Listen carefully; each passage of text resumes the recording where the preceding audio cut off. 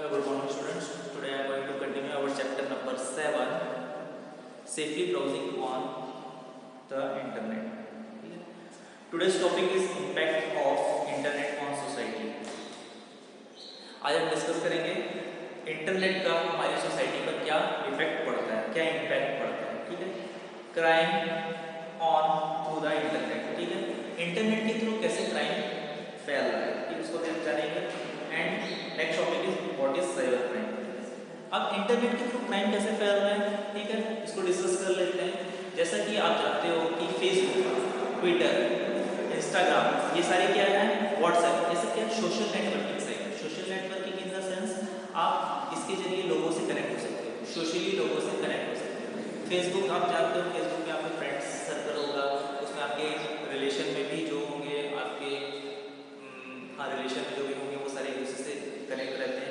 तो उस फेसबुक के जरिए हम लोगों से कनेक्ट हो सकते हैं। हम जो भी अपनी फ़ोटोज़ हैं, वीडियोज़ हैं, जो भी हम कोई मैसेज है उसको हम फेसबुक पे शेयर करते हैं तो वो सारे लोगों को दिखाई देता है। बट फेसबुक के जरिए भी क्राइम हो रहा है। कैसे क्राइम हो रहा है? सपोज आपको कोई फ्रेंड रिक्वेस्ट भेजता है, ठीक है, आप उस पर्सन को नहीं जानते, बट जैसे आपका कोई रिलेशन में है या आपका कोई फ्रेंड है, जैसे राहुल वर्मा, ठीक, आपका कोई फ्रेंड है, सपोज मान के चलो राहुल वर्मा का फ्रेंड, पर मान लीजिए किसी पर्सन ने सेम नाम से आईडी बना ली, ठीक है, पॉसिबल है राहुल वर्मा के नाम से बना ली और उसके पास राहुल का कहीं से फोटो मिल गया, ठीक है, आप तो फेसबुक के जरिए फोटो भी डाउनलोड कर सकते हो, पहले कर सकते थे, अब ना फेसबुक ने जब से क्राइम हुआ है तो उसने ब्लॉक कर दी फोटो।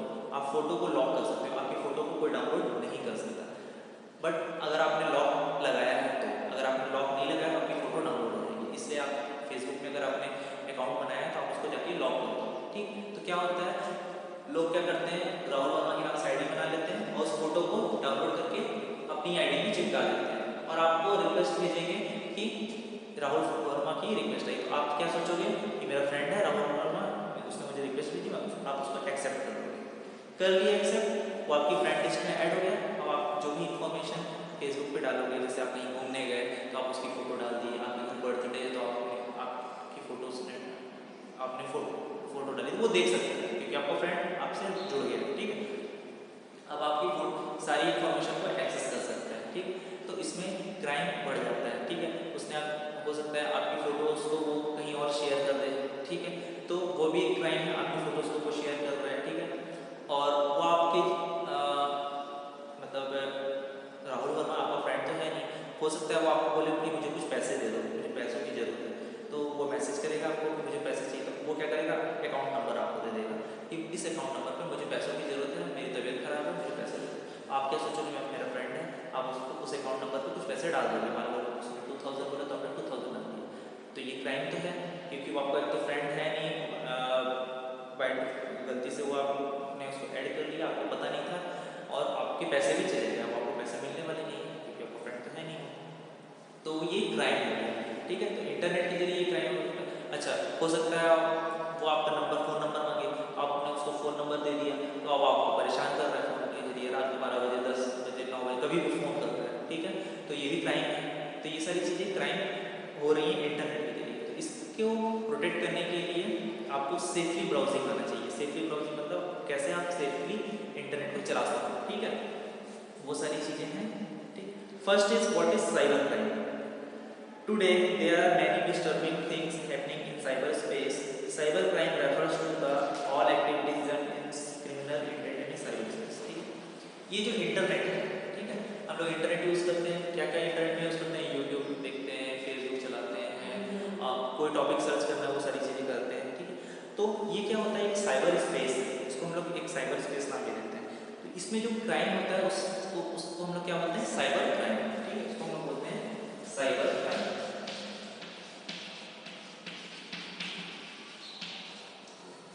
इसमें जो होता है साइबर क्राइम, बहुत सारे क्राइम्स हो रहे हैं। फेसबुक का जो मैंने एग्जांपल बताया वो सारी चीज़ें हो रही है।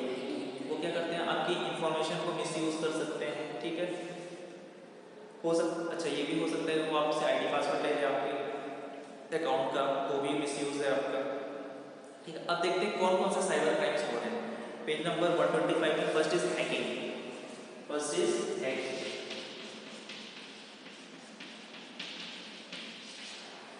A computer programmer who use his skill to intentionally access a computer without authorization is known as hacking. The person is called a hacker.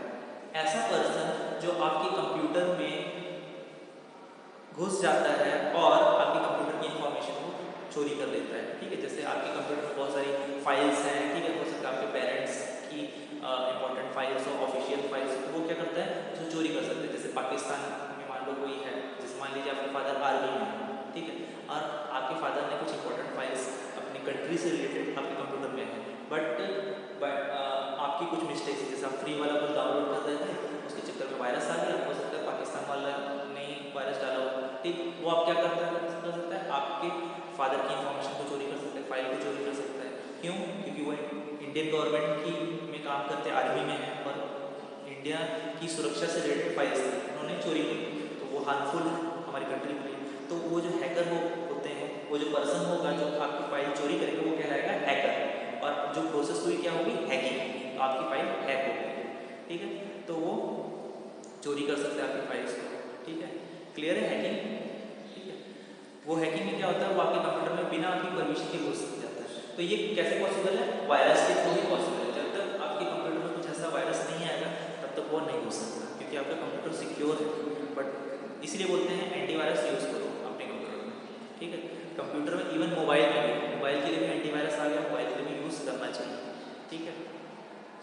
Second is cracking, when there is an intentional hacking, when the person who gains authorized access cause damage, the person is called a hacker.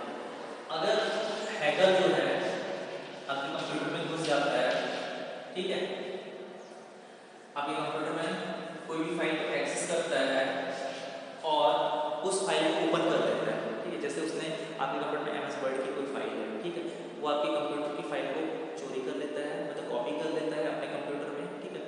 वो कहाँ बैठा, पाकिस्तान में बैठा suppose, और आपके computer की file को उसने कॉपी कर ली, तो पाकिस्तान पहुंच गई, ठीक। अब उसको वो ओपन कर लेता है, मतलब क्रैक कर देता है, तो वो क्या कहलाएगा, क्रैकिंग, ठीक है। वो प्रोसेस क्या कहलाएगी, क्रैकिंग, ठीक है। Next is pornography.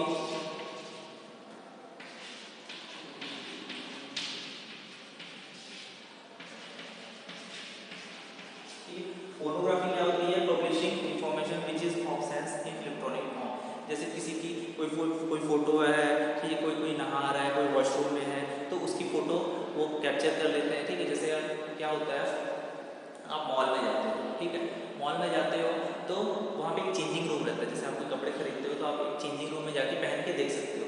तो वहाँ पे क्या होता है, कई बार क्या होता है, कई लोग ना कुछ कहीं हिडन कैमरा लगा देते हैं, तो हिडन कैमरा लगाने से क्या होता है, आपकी फ़ोटोज़ जो भी रहेंगी, जो भी आप कपड़े चेंज कर रहे हो, तो वो लोग कैप्चर कर लेते हैं, और उसको कैप्चर करके फिर वो लोग यूट्यूब या फेसबुक या ऐसे सोशल नेटवर्किंग साइट में डाल देते हैं, तो जो वो चीज़ कहलाती है पोर्नोग्राफी, ठीक है। तो ऐसा नहीं होना चाहिए। Fourth is plagiarism.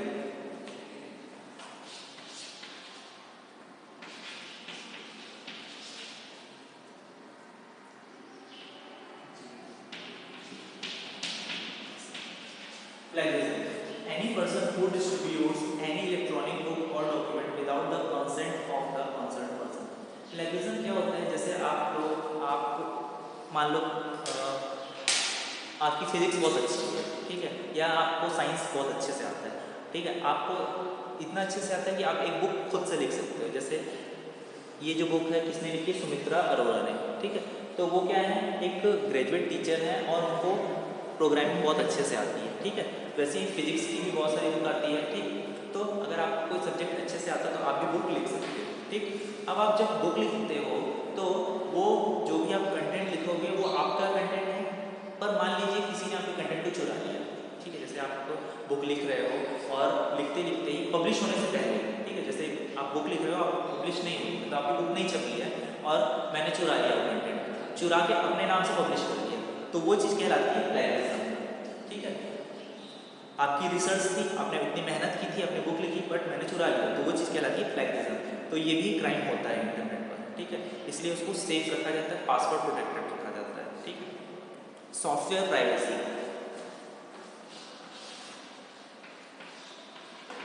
Software privacy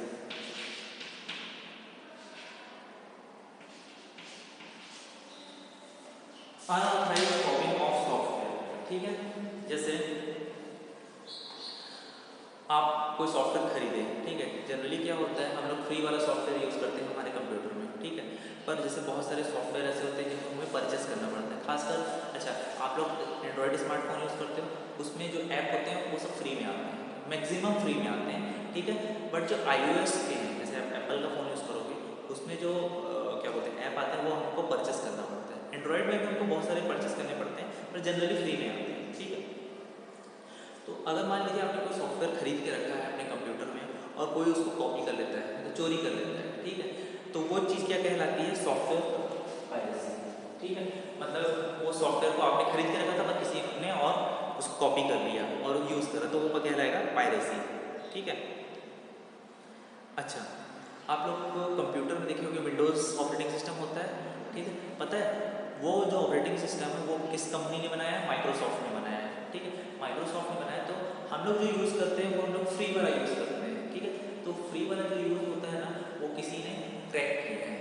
किसने क्रैक किया, हैकर्स ने क्रैक करके रखा हुआ है। हम लोग और वो क्रैक करके उन्होंने इंटरनेट पर डाल दिया, हम लोग क्या करते हैं डाउनलोड करते हैं और यूज़ करते हैं, ठीक है। आप कहीं भी शॉप से कंप्यूटर खरीदोगे तो वो लोग क्या करते हैं, वो क्रैक किया हुआ ऑपरेटिंग सिस्टम डालते हैं, ठीक है। दो टाइप से आते हैं।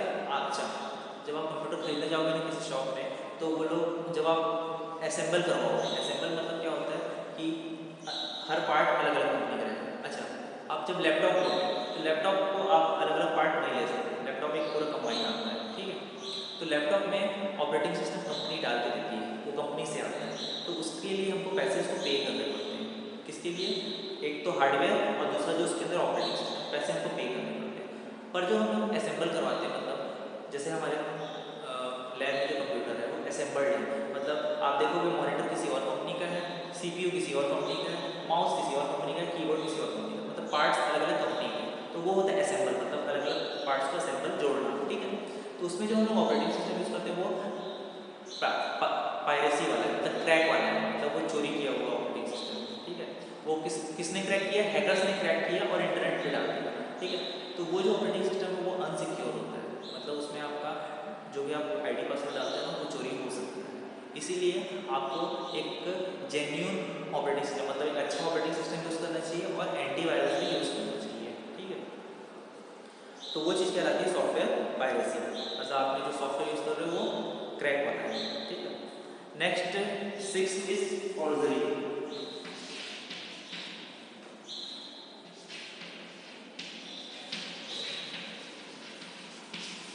Forgery, counterfeit currency notes, postage and revenue stamps, mark sheets can be forged using sophisticated computer printer and scanner, ठीक। फॉर्जरी क्या होती है, जैसे आपकी मार्कशीट है, ठीक है, आपके नाम से मार्कशीट बनी, आपने क्लास 8 पास कर लिया, आपके नाम की मार्कशीट, पर कुछ लोग क्या करते हैं, आपकी मार्कशीट मान उनको गलती से मिल गई, ठीक है, वो क्या करेंगे कंप्यूटर में स्कैन कर लेते हैं। स्कैनिंग जानते हो, एक मशीन होती है स्कैनर बोलते हैं उसको, जैसे प्रिंटर आप लोग देखो, प्रिंटर जैसे आपने कुछ टाइप किया उसको आप प्रिंट निकाल सकते हो हार्ड कॉपी, ठीक है।